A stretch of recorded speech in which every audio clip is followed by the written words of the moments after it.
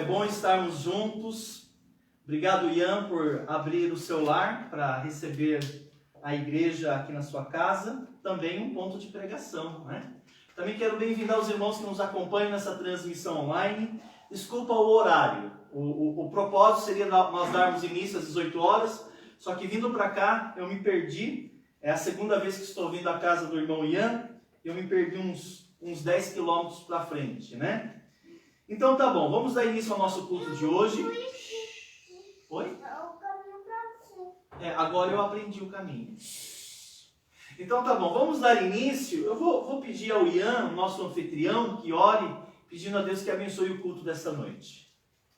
Senhor Deus, te agradecemos por mais essa oportunidade de estarmos juntos, para cultuarmos e honrarmos ao Teu nome também, ó Pai. Que o Senhor esteja direcionando tudo o que vai ser feito nesse culto, que tudo seja para a honra e glória do Teu nome e que possamos crescer cada um naquilo que o Senhor tem a trabalhar na vida de cada um de nós também. Em nome de Jesus. Amém. Amém. Muito bom. Oi. Quando no meio da aula, na aula infantil das crianças, eu quero olhar. Tá bom. Na hora do culto infantil? Perfeito. Criança. Combinado. Vamos cantar o primeiro hino, então, desta noite.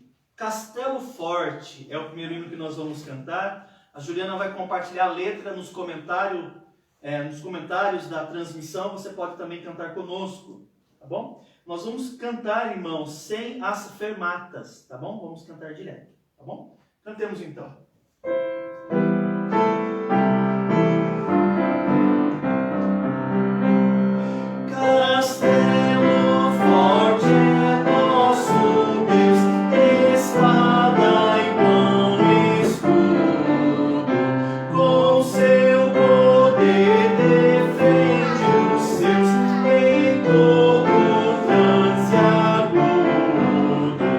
Com fúria pertinaz.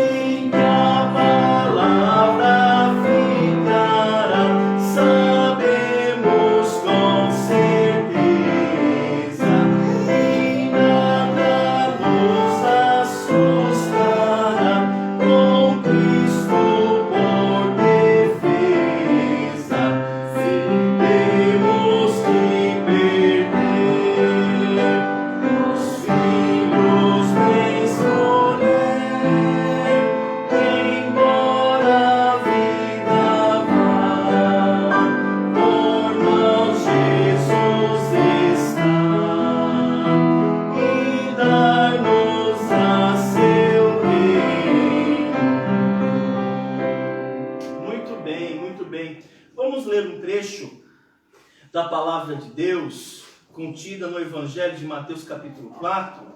Irmão Oswaldo vai fazer a leitura para nós.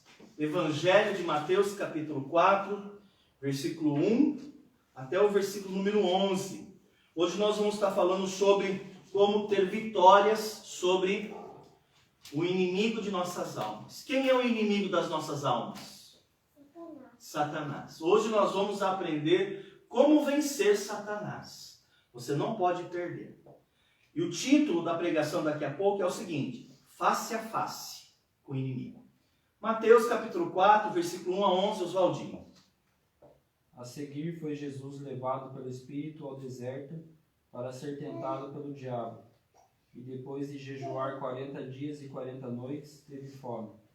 Então o tentador, aproximando-se, lhe disse: Se és filho de Deus, manda que estas pedras se transformem em pães. Jesus, porém, respondeu: Está escrito, não só de pão viverá o homem, mas de toda palavra que procede da boca de Deus. Então o diabo levou-o à cidade santa, colocou-o sobre o pináculo do templo, e lhe disse: Se és filho de Deus, atira-te abaixo, porque está escrito: Aos seus anjos ordenará a teu respeito que te guardem, e eles te sustentarão nas suas mãos, para não tropeçares em alguma pedra. Respondeu-lhe Jesus: Também está escrito: Não tentarás o Senhor teu Deus.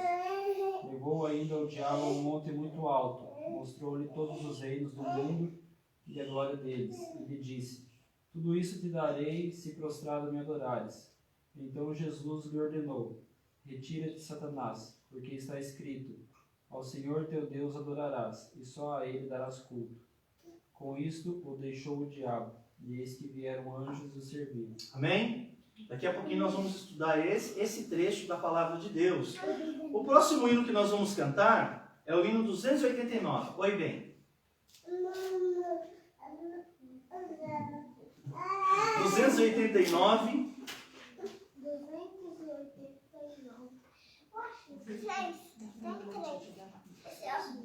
Muito bem. Quem tem uma bênção para contar? Algo que Deus fez na vida de vocês nos últimos dias. Quer contar sua bênção? Conta pra gente, em voz alta. Vamos ouvir. Nos salvou, que Deus salvou e a gente nunca perde o caminho. Ah, tá certo. Uma vez salvo, nós estamos seguros na mão de Deus. Tá certo, muito bem. Meu pai nunca perde do caminho. Meu pai só sabe o caminho. Tá certo, isso é bom ter um pai assim, né? Se eu sei? Eu sei. Eu aprendi agora, eu sei. Igual seu pai sabe. Tá bom, vamos cantar o hino 289. Não temerei, não temerei. 89.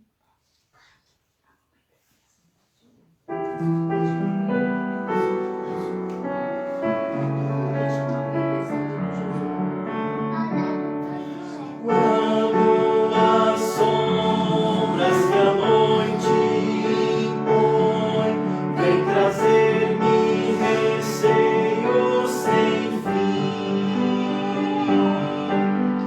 não temerei, pois Jesus, o meu Rei, vem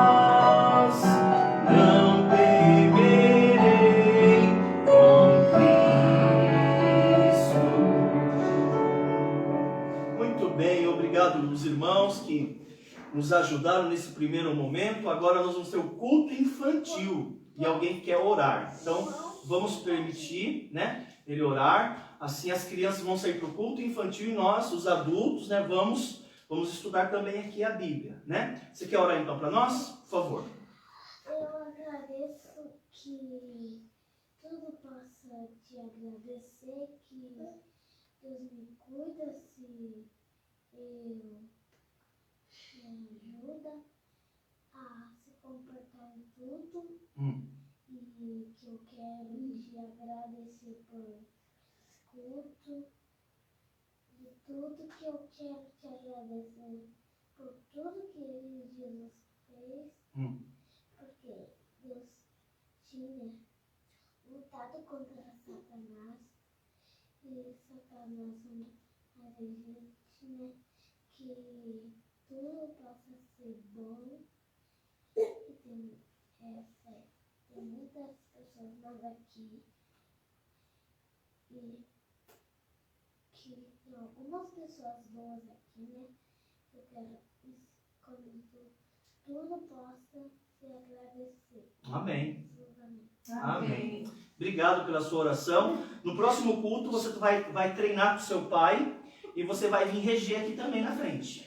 Você pode trabalhar isso? Não? Eu não sei o que é. Oi. Um tempo eu vou brigar com outro país. Tá bom. Bem, você quer reger outro dia? Eu vou entregar. Tá bom. Eu vou pregar lá em São José dos Campos. Tá bom.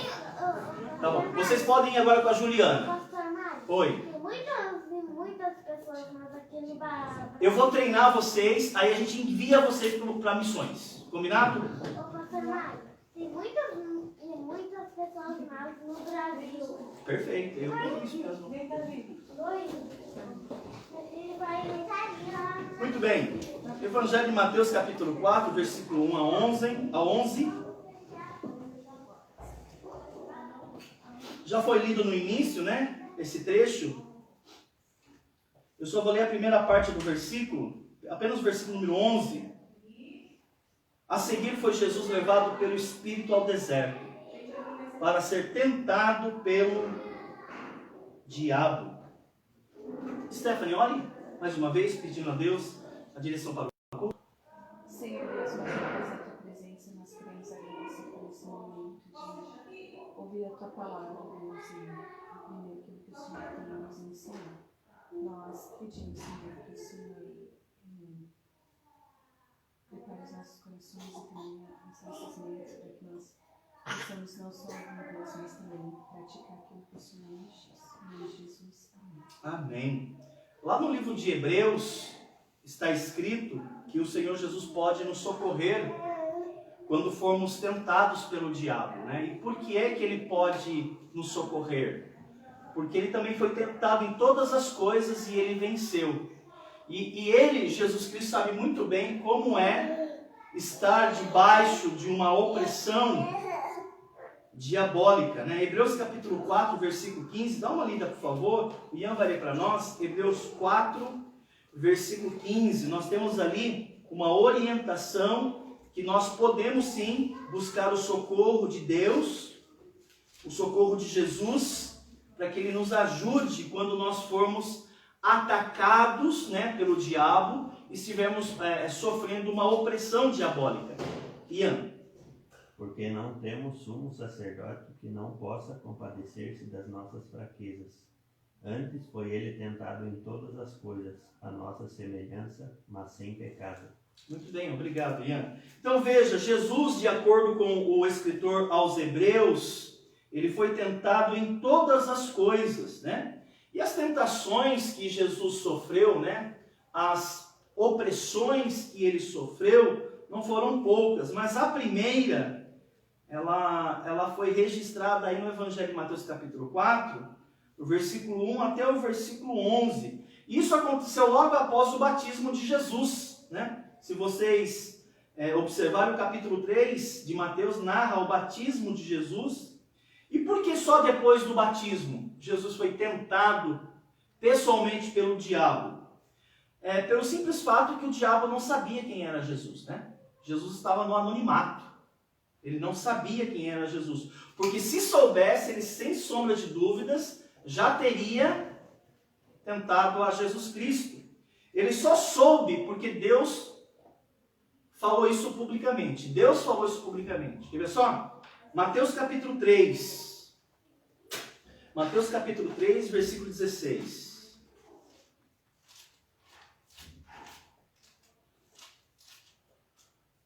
Mateus 3, versículo 16. Leia pra gente aí, Oswaldinho, 16 e 17. Batizado Jesus saiu logo da água, e eis que se lhe abriram os céus, e viu o Espírito de Deus descendo como pomba, vindo sobre ele. E eis uma voz dos céus que dizia: Este é o meu Filho amado, em quem me comprazo. Ou seja, a partir desse momento, o diabo soube quem era Jesus, né? Que Jesus foi o Filho de Deus enviado a esse mundo. Até então ele não sabia quem era. Mas a partir desse momento, o inferno, na verdade, se levanta contra Jesus, mas tudo debaixo da autorização divina. Isso é bem interessante. Então é importante lembrar que Jesus Cristo, né, após ele ser batizado, debaixo da orientação do Espírito Santo, porque o Oswaldo leu, o Espírito Santo desce sobre ele e Jesus passa a agir debaixo da orientação do Espírito Santo. Interessante que o primeiro movimento de Cristo, publicamente, foi ser levado para o deserto a fim de ser testado, né? A fim de ser tentado pelo diabo. Esse foi o primeiro movimento de Jesus Cristo, mas debaixo da orientação de Deus, né? Porque, veja só, não foi o diabo que o encontrou, foi o Espírito Santo que o levou ao deserto para que ele fosse tentado pelo diabo, né? Então foi Jesus que foi até o diabo, levado sim pelo Espírito Santo. Quer ver só? Mateus 4, versículo 1. Stephanie, leia para nós. A seguir, foi Jesus levado pelo Espírito ao deserto para ser tentado pelo diabo. Olha que interessante, né? E Jesus, diante das trevas, ele teve uma postura que serve para nós como referência, né? Jesus é referência em muitos aspectos, né? Inclusive Pedro fala para a gente seguir as pisaduras, os passos de Jesus. E aqui eu tenho uma situação das quais nós vamos ter que lidar cedo ou tarde, de como lidar com as trevas, de como lidar com as tentações. Eu não estou falando tentações que vêm da carne, porque existem tentações que vêm da carne. Nós estamos falando aqui de uma investida diabólica, satânica, né? Então, como é que eu lido com o diabo, né? Como que eu lido com as investidas diabólicas, né? E Jesus mostra, Jesus dá para nós exemplo de como nós devemos nos portar. Que, por sinal, irmãos, ouçam-me, não tem nada a ver com aquilo que nós temos visto em boa parte das igrejas evangélicas, né? Não tem nada a ver. A forma como a igreja evangélica contemporânea age com o diabo não tem nada a ver com a postura bíblica, né? Eu não estou aqui falando mal de igreja A ou B, é apenas uma constatação. Então, o que foi que Jesus fez? Como que ele lidou com Satanás? Será que ele fez um culto de descarrego? Será que ele fez um exorcismo? Será que ele amarrou o diabo? Como nós vemos isso acontecendo em muitos cultos evangélicos, irmãos, esse registro de Mateus capítulo 4 nos mostra que Jesus não fez nada disso, ele não precisou fazer nada disso. A postura de Jesus, pelo contrário, foi muito firme, foi contundente e ele usou uma única ferramenta. O diabo usou uma única ferramenta contra o diabo, para repreender as trevas. Não tem nada a ver com usar um óleo, né? Usar sal, usar alho. Eu já vi algumas igrejas usando alho para fazer exorcismo, né? Usando água benta. Não tem nada a ver com crucifixos, né? Não tem nada a ver com rosas, com amuletos. Não tem nada a ver, eu já vi isso acontecendo, eu já assisti isso acontecendo. Não tem nada a ver com gemer, não precisa gemer, não precisa gritar, não precisa sussurrar, não precisa entrevistar o diabo, não precisa perguntar o nome dele, não precisa apertar, gesticular, não tem nada a ver, mas infelizmente é o que mais acontece nas igrejas evangélicas, né? E boa parte dessas igrejas, quando elas lidam com as trevas, você percebe que é pura infantilidade. Pura imaturidade. Então, qual foi a postura de Jesus? Eu creio que essa noite o Senhor há de nos ensinar grandes verdades, como que a gente luta, como que a gente lida com as trevas. E olha, se você já não foi oprimido pelo diabo, se você já não caiu no laço do diabo, é importante que você se prepare, porque cedo ou tarde ele vai vir atrás de você. Então, quais foram as posturas que Jesus teve quando ele foi lidar com o diabo? Em primeiro lugar, é importante que nós entendamos qual é a estratégia do diabo. Como que o diabo ele age? Nós percebemos, de acordo com esse texto em Mateus capítulo 4, nós percebemos que o diabo, Satanás, a antiga serpente, ele vai se fazer valer de situações do momento,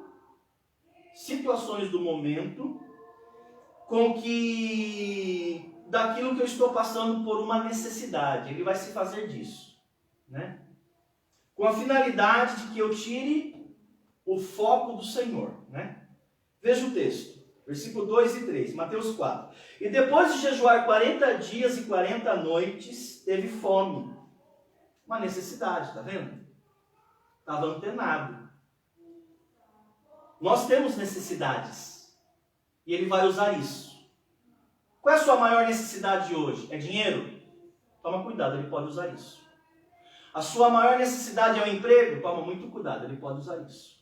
Qual é a sua necessidade? A sua necessidade é relacionamento? Toma muito cuidado. Ele pode trazer pessoas erradas para o seu ciclo de convívio. Qual é a sua necessidade? Jesus teve fome. Então o tentador aproximou-se e lhe disse: se és filho de Deus, manda que estas pedras se transformem em pães, né? Então qual era a circunstância imediata de Jesus? Quais eram suas necessidades? Será que o diabo sabia das necessidades de Cristo? Gente, presta atenção. Nos 40 dias que Jesus estava no deserto jejuando, Satanás teve 40 dias para estudá-lo, porque ele não sabia quem era Jesus. Aqueles 40 dias ele observou a postura, o comportamento, ele estava de longe observando, ele estava tentando arquitetar a forma como ele iria atacar o Filho de Deus. Irmãos, ele sabia, não porque ele conhece os nossos pensamentos, porque a única pessoa que conhece os nossos pensamentos é Deus, né? Deus conhece, ele perscruta as profundezas do coração humano, mas o diabo não. Mas como que ele sabia que Jesus tinha necessidades? É óbvio, né? É óbvio. Ele estava observando. Aliás, foi isso mesmo que Deus falou para o diabo. Você lembra aquele registro de Jó? Né? Quando Deus pergunta a ele: onde estás? Onde estás? O que o diabo respondeu para Deus? Quando Deus pergunta para ele, lá no livro do Jó, ele disse assim: eu estou passeando, estou rodeando a terra, né? E Pedro falou a mesma coisa. Ele falou que o diabo, ele faz o quê? Ele anda, como? Ao derredor. Ao derredor. E olha que Pedro sabia muito bem, né? Porque ele foi várias vezes vítima de um ataque diabólico, né? Ele está por aí, o diabo está circulando, ele está antenado. Ele sabe, irmãos, né? Às vezes quando a gente conversa sobre política, né? Quando a gente conversa sobre saúde, quando a gente conversa sobre o governo, a gente sabe que, a gente pensa que só a gente sabe daquilo que está acontecendo. Existe uma pessoa que está aí muito antenada, que sabe muito bem o que está acontecendo no planeta todo. Porque ele tem demônios, né? Servindo-o, né? E o diabo, ele sabe, porque ele está de olho. Ele sabe muito bem. Aliás, não é assim que age o ladrão? Como que age o ladrão, o bandido marginal? quando eles querem sequestrar alguém, quando eles querem entrar na sua casa. Como que age o bandido? Eles observam. Né? Eles observam, eles acompanham, eles passam a investigar a vida da pessoa. O bandido, o marginal, ele não é tonto, né? Ele não é tonto, ele vai investigar.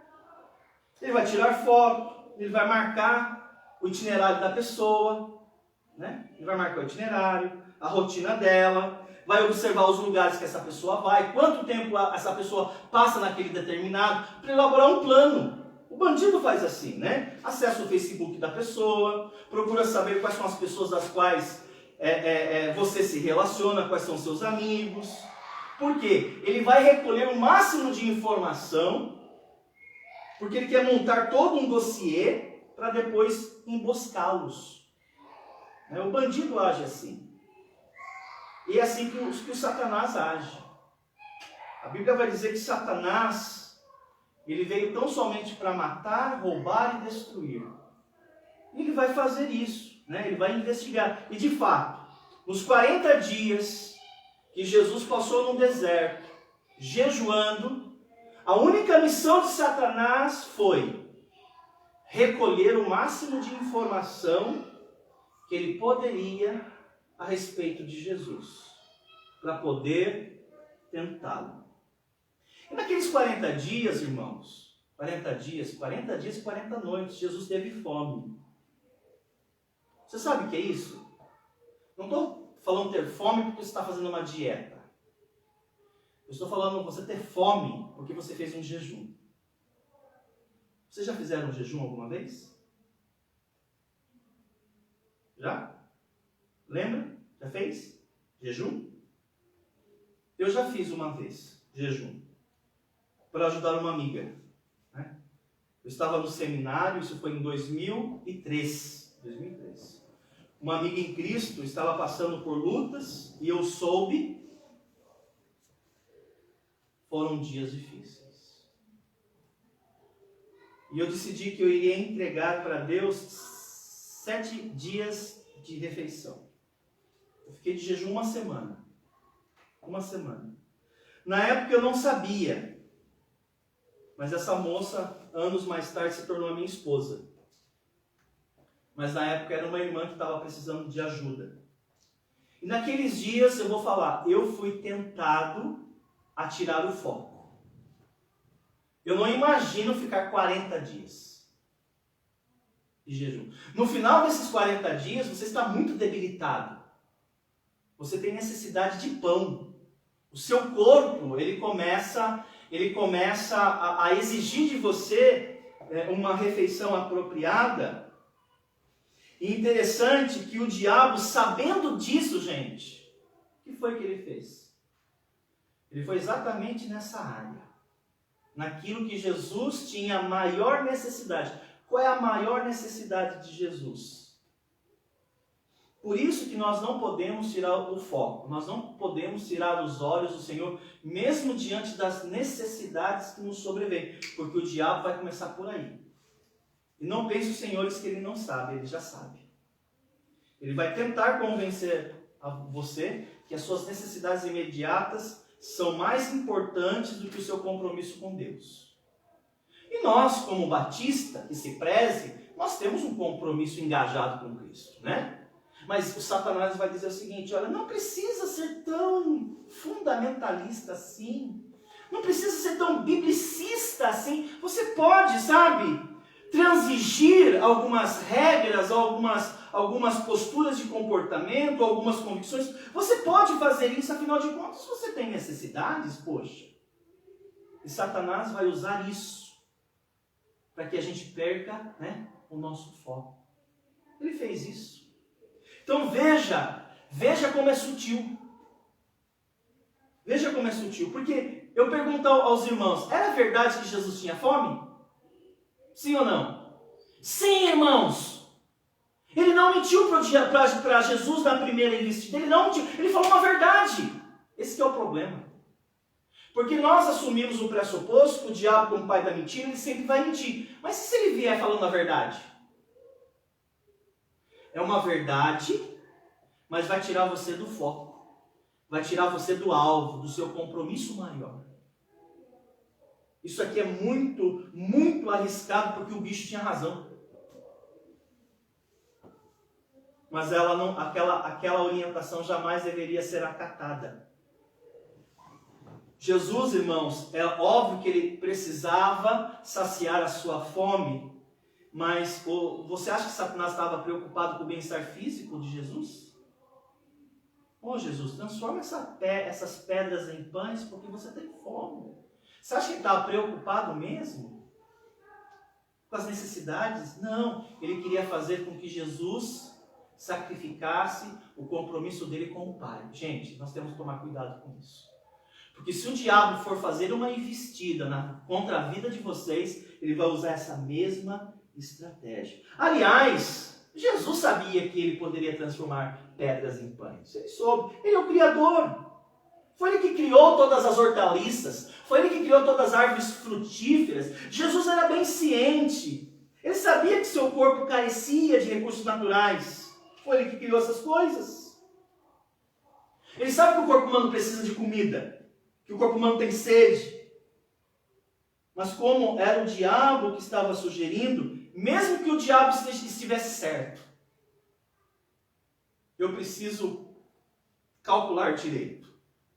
Ele está querendo me levar para algum caminho que eu talvez ainda não entendo, porque ele é muito mais inteligente que você, ele sabe muito mais coisas do que você, ele é muito mais esperto do que você, ele é muito mais sagaz que você, e talvez você não consiga vislumbrar agora, a não ser quando você está toda uma situação toda bagunçada. Aí você talvez caia a ficha. Então, como foi que Jesus lidou com o diabo nessa primeira investida? Bem, de acordo com o texto, a resposta que veio dele foi a seguinte, Mateus 4, versículo 4. Jesus, porém, respondeu, está escrito, não só de pão viverá o homem, mas de toda a palavra que procede da boca de quem? De Deus. Irmãos, aqui ó, você que está em casa nos assistindo, você tem necessidades, mas o seu compromisso não é com o diabo. Escuta, não estou falando, eu não estou reconhecendo que existem necessidades verdadeiras, existem. Mas você não deve ouvir o diabo. Você deve acatar as orientações da boca de Deus. Quais orientações? Todas. Irmão, se pode e Deus subscreve, então pode. Se não pode, irmãos, Deus não subscreve, então não faça.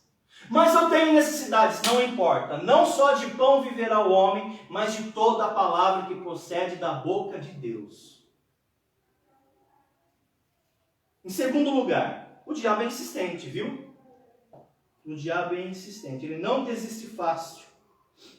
Não se esqueça de algo importante sobre o diabo.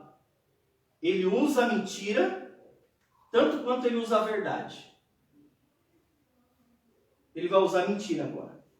Como ele é o pai da mentira. E como mentira, não é que ele vai inventar uma coisa estranha. Ele vai manipular a verdade.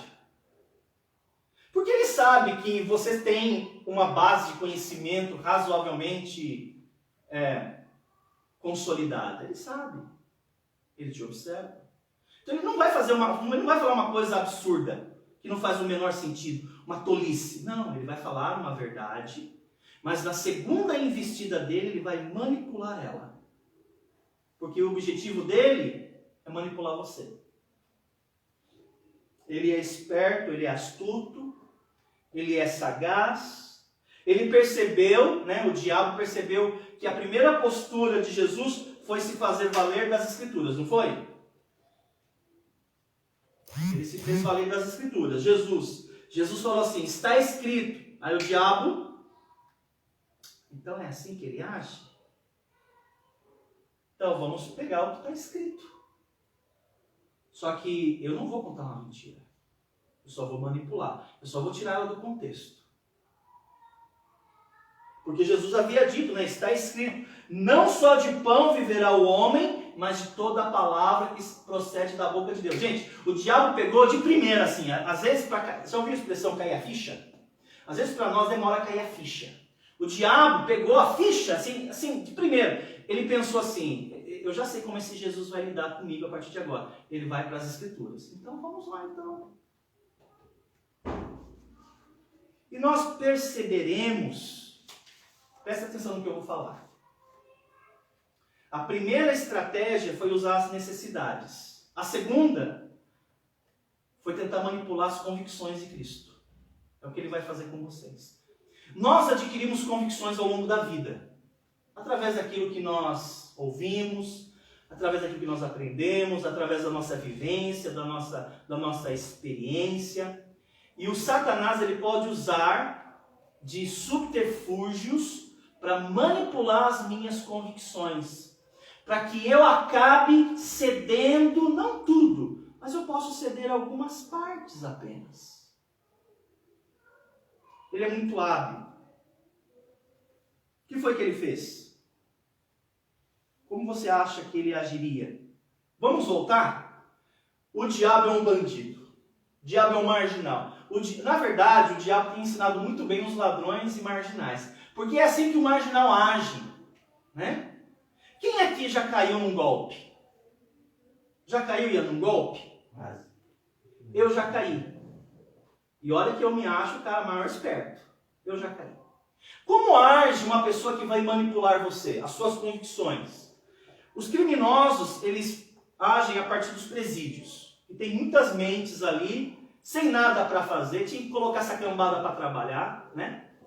E pagar, indenizar os crimes e as pessoas que eles lesaram. Bem que deveria colocar esses caras para trabalhar. Mas eles ficam lá com a mente vazia. E já diz um dito popular que mente vazia é a oficina do diabo. Então eles ficam maquinando.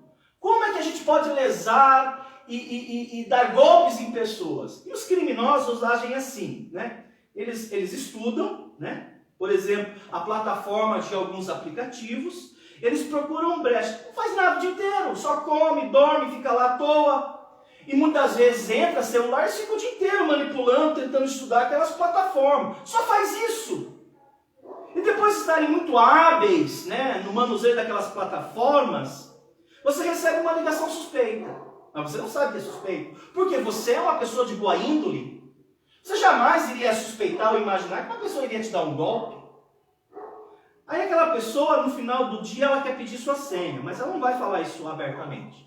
Ela vai falar assim, ó, nós somos aqui da sua operadora, nós somos aqui dessa rede, e nós vamos mandar para você um SMS. Simples assim, porque nós queremos te ajudar. Nós estamos fazendo aqui uma reforma, nós estamos fazendo aqui uma revisão, nós estamos fazendo aqui uma reestruturação da nossa plataforma, no nosso banco de dados, e nós percebemos que você é uma boa pessoa, um bom cliente, então nós estamos mandando uma mensagem para você por SMS e você vai receber um código. Quando você receber esse código, você me passa esse código. Uma voz suave, uma voz técnica, uma voz tranquila, uma voz segura, e você se sente amparado por aquelas orientações. E de repente você comunica aquela senha que você recebeu. E como num abrir e fechar de olhos, você perde totalmente o controle do seu aplicativo, você perde controle completo do seu aparelho, e dali a pouquinho você percebe que a sua conta bancária foi esvaziada. Você percebe que ela se passou por você e ela disparou. Eu não consigo mandar mais do que 5 mensagens por vez no WhatsApp. Mas eles conseguem disparar centenas de mensagens pedindo ajuda.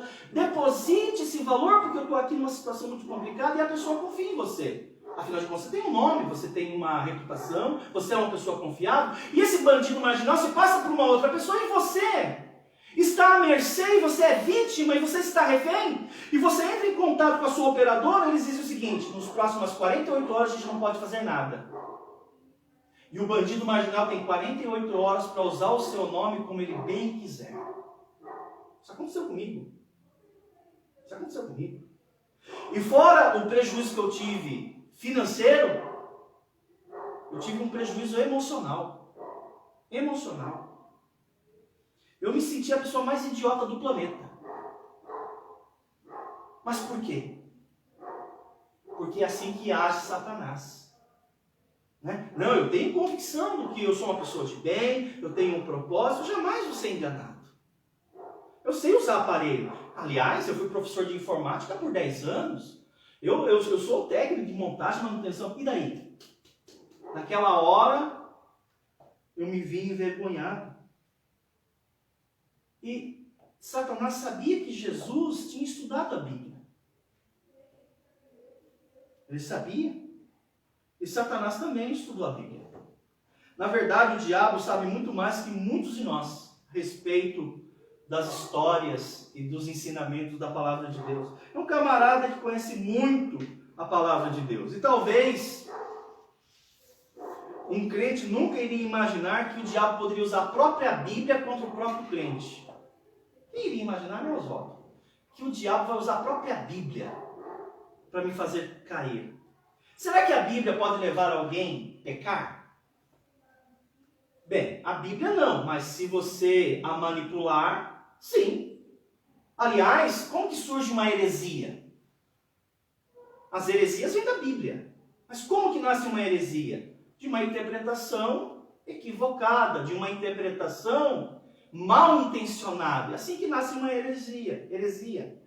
Você estudar a Bíblia de maneira errada é pior do que não estudá-la. Vai te levar também a passos galopantes para o inferno, né? Aliás, as seitas nascem assim. As seitas nascem de uma interpretação equivocada das Escrituras. E o diabo, um perito em manipulação, ele vai tentar manipular as convicções de Cristo. Veja o texto.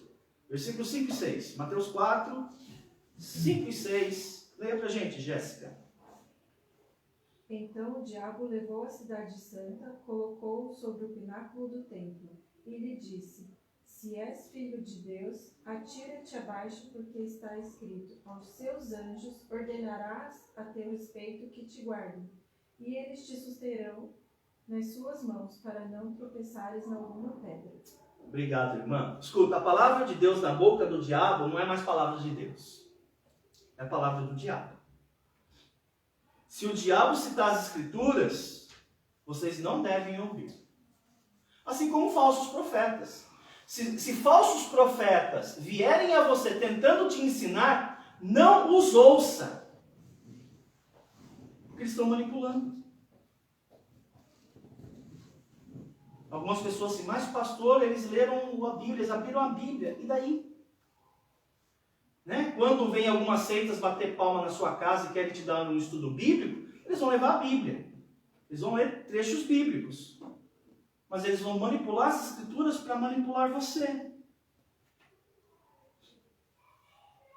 Então, por incrível que pareça, isso aconteceu com o próprio Jesus. Desse modo, qual é a melhor maneira de vencer Satanás nessas áreas? Então você deve ter convicções do ensino da palavra de Deus. Você precisa ter a interpretação correta. E você não deve cedê-la. Essa verdade, gente, algumas pessoas dizem que a palavra de Deus, ela se molda à cultura. Estou nem aí para a cultura. A palavra de Deus, ela é acultural. Ela está acima. A palavra de Deus é a palavra celestial, não tem nada a ver com os homens. É a palavra de Deus.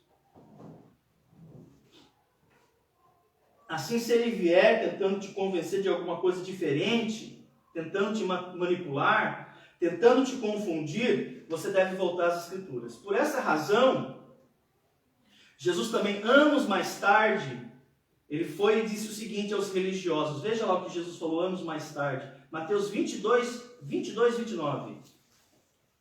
Ian, leia para nós. Mateus 22, 29.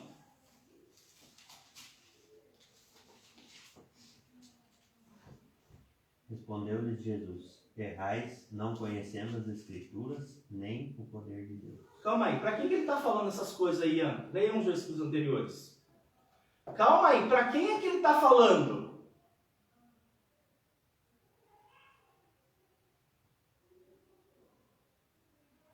Ele está falando para os saduceus. Exatamente. E quem eram os saduceus? Era um grupo religioso que estudava a Bíblia. E Jesus está falando para eles: vocês erram. Sabe por que vocês erram? Porque vocês não conhecem as Escrituras. Mas calma aí, se eles estudam a Bíblia, se eles conhecem as histórias bíblicas, se eles conhecem, como que eles não conhecem as Escrituras? Ou seja, eles não estão interpretando a Bíblia da forma correta. Irmãos, mas vocês sabem a verdade. Se vocês caíram como um ato de rebeldia, um ato de rebelião contra Deus. E o diabo vai usar, em primeiro lugar, suas necessidades e ele vai manipular suas convicções. Em terceiro lugar, o diabo, nessa última investida, ele vai recorrer àquilo que ele sabe sobre Jesus Cristo. Ele não sabia quem era. Ele passou a conhecê-lo naqueles 40 dias. Mas Jesus sabe que Jesus seria quem? Quem, irmãos? Ele sabia que Jesus... Ele sabia que viria quem? O Messias. Talvez ele não conheça muito sobre a pessoa de Jesus. Ele está conhecendo agora, 40 dias, 40 noites. Está investindo contra ele. Mas ele sabe algumas coisas sobre o Messias. Né? Então, a terceira investida do diabo tem a ver com aquilo que ele sabe sobre você. Ele vai pesquisar. Ele vai tentar descobrir um pouquinho sobre sua história. E qual era o propósito do Messias? Vocês sabem. Talvez você não saiba. Irmãos, qual é o principal objetivo do Messias? É estabelecer um reino messiânico, é óbvio. Né? Todos nós sabemos isso. Interessante que a palavra Messias quer dizer ungido, né? E o equivalente no grego quer dizer Cristo, né? Messias é uma palavra hebraica. Interessante que no Antigo Testamento há 3 ofícios que recebem essa designação Messias, né? Por exemplo, os sacerdotes, eles eram considerados Messias, os profetas também eram considerados Messias e os reis também. E Jesus foi o único homem, né, que ele deteve os 3 títulos. Jesus, ele é sacerdote messiânico, Jesus é profeta messiânico e Jesus também é rei messiânico. E Satanás sabia disso. Ok.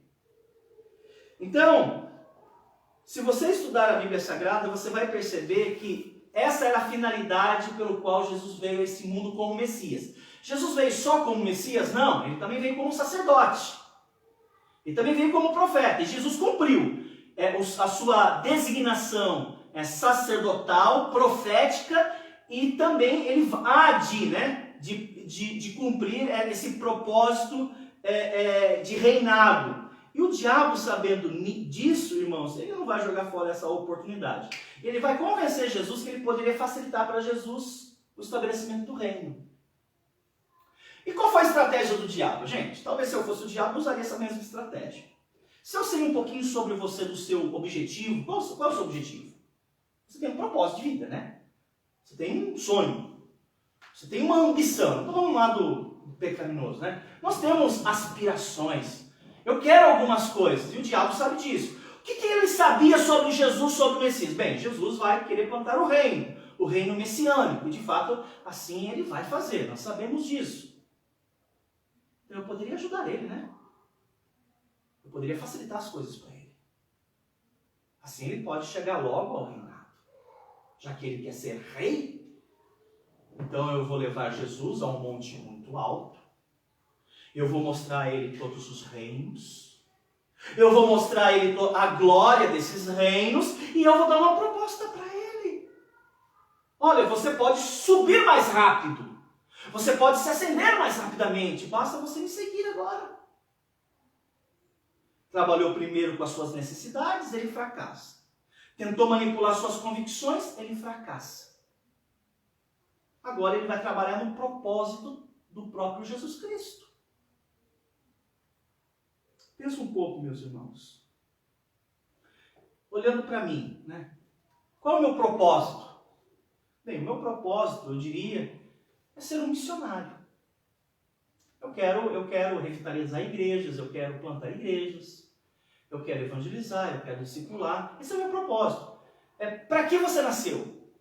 Qual é a sua vocação? Vocês todos têm uma vocação. Né? Por exemplo, eu conhecendo a Stephanie, eu sei a vocação dela. Ela também já sabe qual é a vocação dela.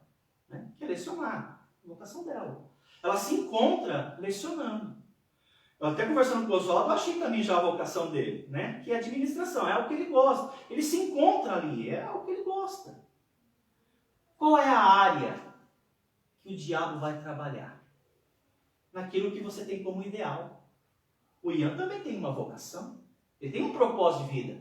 A Jéssica também. Qual é a área que ele vai vir tentar fazer com que você pegue alguns atalhos? Interessante, uma vez o meu pastor falou isso para mim. Eu não gostei, né? Depois eu pedi perdão para ele. Não vou falar, porque eu tive uma rede de pastores, né? Que me cercou ao longo da minha formação. Mas teve um pastor, ele falou assim para mim: Mário, aquilo que você é mais forte é a sua maior fraqueza. A área que você desenvolve melhor vai ser a área que o diabo vai usar para derrubar você.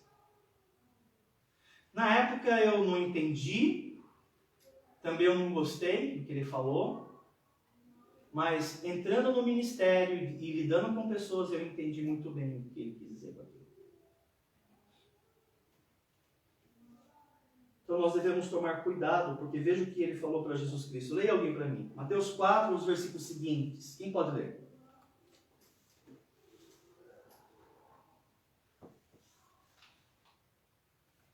Versículo 8 a 9. Levou ainda o diabo a um monte muito alto, mostrou-lhe todos os reinos do mundo e a glória deles. E lhe disse: tudo isto te darei, se prostrado me adorares. Você viu o que ele falou? Tudo isso te darei. Você acredita? Querendo ajudar Jesus Cristo, você acredita? Eu vou te ajudar a conquistar isso que você tanto aspira, né? Você é o Messias, você nasceu com essa finalidade. Eu vou te ajudar, eu vou te dar. Só que ele iria fazer isso com desígnios, né? Diabólicos, malignos, né? Veja, você pode honrar a Deus com a sua vocação. Mas você pode desonrar a Deus com a sua vocação. E eu preciso saber, gente, primeiro, eu tenho necessidades? Eu tenho. Eu tenho convicções? Eu tenho. Eu tenho um propósito? É lógico que eu tenho. O que você acha que o diabo vai fazer para fazer com que você perca o foco? Ele vai usar essas 3 áreas. Interessante que ele vem como uma boa companhia, um amigo, um parceiro, né? E qual foi a postura de Cristo? Eu acho que é a postura que nós devemos ter no final. Ele falou assim para o diabo: retira-te, Satanás. Ele falou: eu não quero sua amizade. Eu não quero sua companhia, eu não quero suas insinuações. Eu não quero nada que vem da tua boca. Eu não quero. Então nós não podemos nos esquecer que, dependendo da forma como eu lido com a minha vocação, eu não estou adorando a Deus, eu estou me prostrando ao diabo, eu estou tendo o diabo como meu ídolo. Eu preciso decidir quem é que eu estou servindo. Talvez você diga: pastor, e se eu estiver cedendo em alguma área, né? O que é que eu faço? Aí, meu irmão, aí, minha irmã, você vai ter que atender ao primeiro versículo que eu trouxe no início da pregação. Vá para Hebreus, você vai ver o que você tem que fazer então, poxa. Hebreus capítulo 4, versículo 14, diz assim: tendo, pois, a Jesus, Hebreus 4, versículo 14 a 16. Tendo, pois, a Jesus, o Filho de Deus, como grande sumo sacerdote, lembra que esse é um dos ofícios dele, como Messias. Sacerdote messiânico. Vamos voltar lá. Tendo, pois, a Jesus, o Filho de Deus, como grande sumo sacerdote, que penetrou os céus, conservemos firmes a nossa confissão, porque não temos sumo sacerdote que não possa compadecer-se das nossas fraquezas. Antes foi ele tentado em todas as coisas. Que todas as coisas são essas? As necessidades, as convicções e a vocação. Continua. A nossa semelhança. É assim que ele vai fazer com vocês. A nossa semelhança. Mas ele sem pecado. Ele vai continuar dizendo no versículo 16. Acheguemo-nos, portanto, confiadamente, junto ao trono da graça, a fim de recebermos misericórdia e acharmos graça para socorro em ocasião oportuna. O texto está falando, Jesus pode te ouvir, ele pode ir até você, ele pode ajudar você. Ele verdadeiramente vai mostrar a você o caminho que você deve trilhar. Ele não vai, irmãos, fazer com que você passe necessidades para sempre. Tanto é fato que a Bíblia vai dizer que logo depois que Satanás se retira, foi você que leu, né? Diz assim, o Oswaldinho, né? Diz assim, que vieram os anjos no plural, e o serviram, trouxeram refeição para ele. Deus não está distante. Ele sabe das suas necessidades, mas ele não quer que você atenda o diabo. Mas pode ter certeza que se você tomar a decisão certa, ele pode trazer o suprimento das suas necessidades. Ele fez isso com Cristo. E não é os anjos que vai trazer as minhas necessidades. O texto de Hebreus está falando que ele vai trazer. Então, nós aprendemos hoje no culto que o diabo vai usar, número 1, suas necessidades para fazê-los pecar, perder o foco. Ele vai usar suas convicções, vai buscar manipulá-la e vai fazer com que você não perca, ele vai fazer com que você chegue mais rápido ao seu propósito. Não, gente. Às vezes o percurso, ele é dificultoso, mas ele é necessário para me ajudar a crescer. Ele é necessário. Eu comentei, acho que foi um dos cultos ontem, eu fiz um comentário que as nossas convicções, elas se firmam no vale. É na cova dos leões. É no caminho para o Gólgota. É na cisterna aguardando os midianitas. É no deserto que as nossas convicções se formam. Então, às vezes, a estrada pode ser pavimentada pela agonia. Mas são justamente essas pessoas que passam por isso que conseguem obter vitórias. Então, não permita que as dificuldades, façam com que você pegue um atalho. Não. Faça o que Deus quer que você faça. Confia nele. O texto fala sobre isso. Acheguemo-nos, portanto, confiadamente. Então, não ceda. Nenhuma dessas áreas, por mais difícil que você esteja passando, busque o Senhor. Mas se você cedeu, o texto fala, busque o Senhor, que Ele virá imediatamente te socorrer. Por quê? Porque se você buscá-lo, você vai encontrar duas coisas. O texto falou. Você vai encontrar misericórdia e você vai encontrar graça. É o que nós precisamos. Amém? Vamos cantar um hino. Stephanie vai dedicar, por favor, uma melodia para nós encerrarmos esse momento.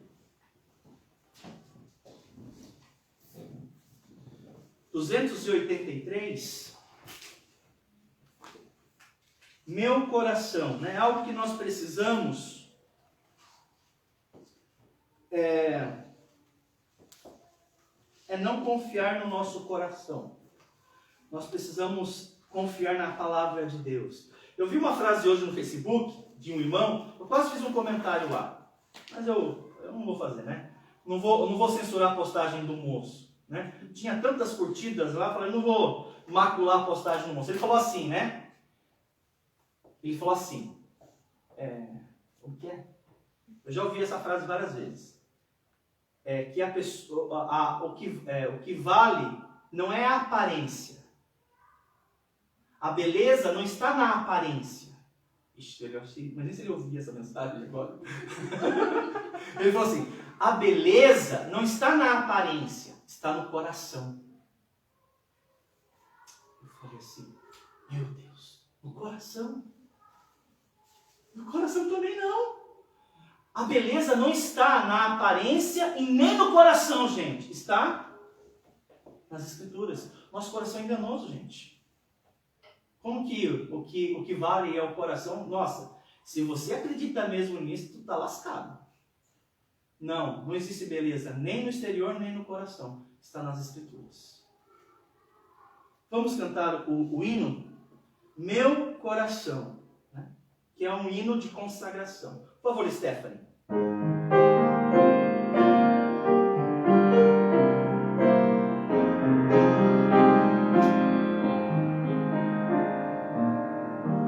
Cantemos.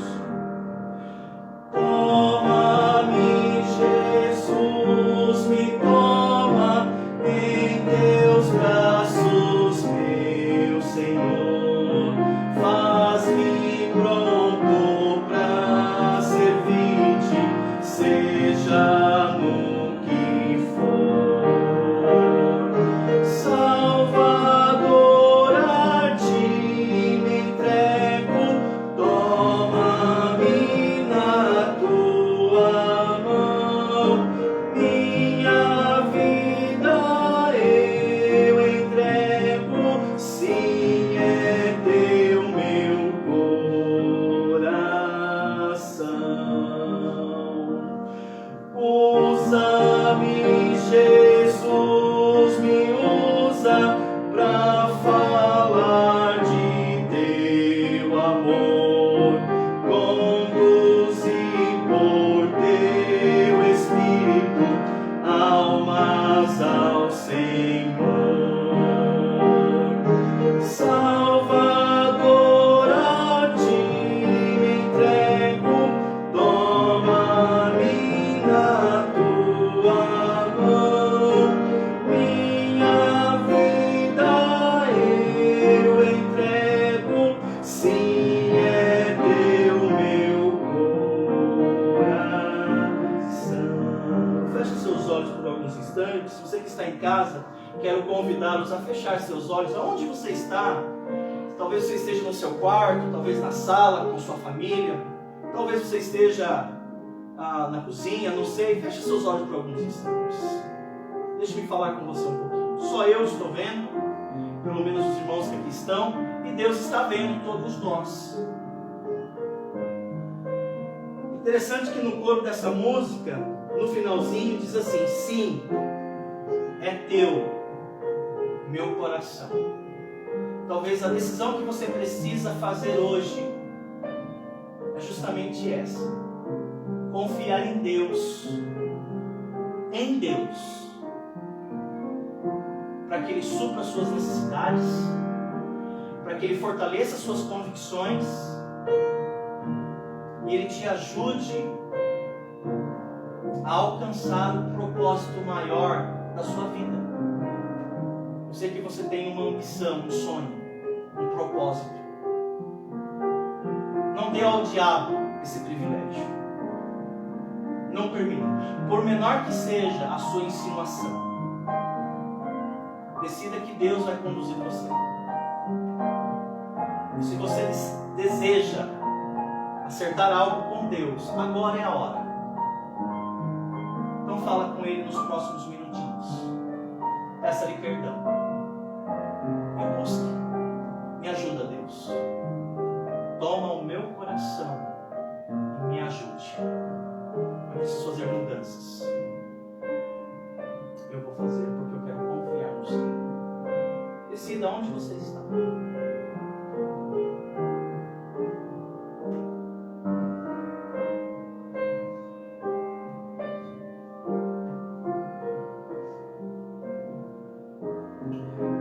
Bom, vamos cantar a última estrofe, com isso vamos estar encerrando o culto dessa noite.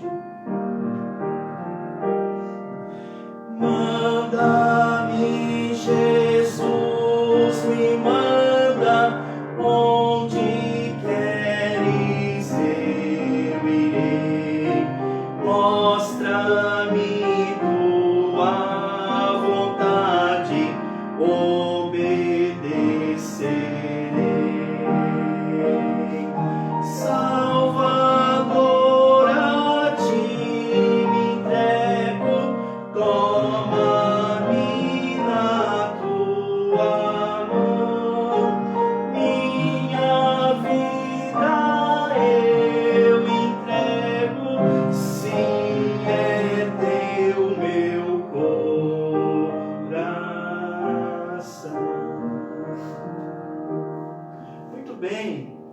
agradecer os irmãos. Obrigado, Stephanie. Deus te abençoe.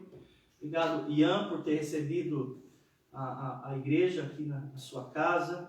Culto aqui sendo feito. Tenho certeza que vai servir de testemunho para muitas outras pessoas. Obrigado a você que esteve em casa aí conosco, em companhia com a nossa igreja, também participando do culto, ouvindo a pregação. O meu desejo é que Deus também tenha lhe falado ao coração e decisões tenham sido tomadas para louvor da sua glória. Nós nos encontraremos na quinta-feira, num culto online, tá bom? Por enquanto. O estudo de terça-feira, por enquanto, está suspenso, né? Tem 7 pessoas, né, fazendo estudo bíblico, mas no meu espaço eu não consigo nem colocar 7 pessoas se eu tiver que respeitar o distanciamento. Eu não consigo, infelizmente, eu não consigo. Eu gostaria de ver que a gente consegue, talvez, dar andamento para colocar aquela cobertura essa semana. Não sei se vai acontecer assim, mas o Ian está me ajudando bastante e talvez até vai partir para o particular mesmo, né? O Ian tem um certo conhecimento, talvez a gente compre o material e a gente mesmo faça. Mas nós estamos precisando de ajuda. Se você pode nos ajudar, a gente gostaria, porque os próximos meses nós vamos ainda nos reunir nesse ponto de pregação, né? E é necessário que haja uma cobertura. Não tem como fazer os cultos, né, ao ar livre, né? Talvez um culto ou outro, dependendo do clima, até a gente consiga, mas, né, não dá para fazer todos os cultos. Então, a gente tem que só fazer uma cobertura. E queira ou não, isso é custoso. Então nós vamos procurar fazer isso o mais breve possível. Eu não sou muito favorável a suspender os cultos, mas já que a gente quer dar um bom testemunho, então, como nós aprendemos, né? Não adianta pegar atalhos, né? A gente quer fazer o que é certo. E se certo é se sacrificar, então a gente vai se sacrificar. Então, estejam orando para que Deus nos abençoe. Deus tem nos abençoado, inclusive o seu Oswaldo falou ontem, né? À noite, nós estávamos lá no terreno, fazendo o último culto, uma noite fria, ventando, né? Ele falou assim, eu estava comentando com ele, né? Deus tem nos abençoado. Aí o seu Oswaldo falou assim, pastor, Deus tem abençoado todos os dias, desde que vocês vieram. Acho que não teve um dia que Deus não abençoou. E é verdade, Deus tem abençoado a nossa igreja de uma maneira extraordinária. E os desafios, eles fazem parte, né? Para que a gente confie no Senhor e a gente trabalhe confiando nele. Então, terça-feira não vai ter o discipulado. Quinta-feira o estudo, o culto vai ser online. Domingo de manhã online. Talvez à noite a gente vai ver o que a gente faz, né? Ou a gente volta para cá, que aqui tem já um espaço mais amplo, né? A gente precisa estudar alguma estratégia, né? Até que a gente consiga dar sequência ali, né? Existem outras possibilidades também, vamos estar orando. Mas tá bom, gente, vamos terminar então o culto de hoje com a palavra de oração. E aí também já me despeço de você que está em casa, tá bom? Oswaldinho, termina com a palavra de oração e aí a gente vai estar encerrando a transmissão. Tenham todos uma boa noite. Por favor. Senhor Deus, obrigado pelo culto, Deus. Obrigado pela palavra que foi pregada. Nos ajude a seguir. Esteja cuidando dessa semana. Tudo que temos para fazer, que o Senhor nos dê orientação e nos ajude. Isso que eu peço e agradeço em nome de Jesus. Amém.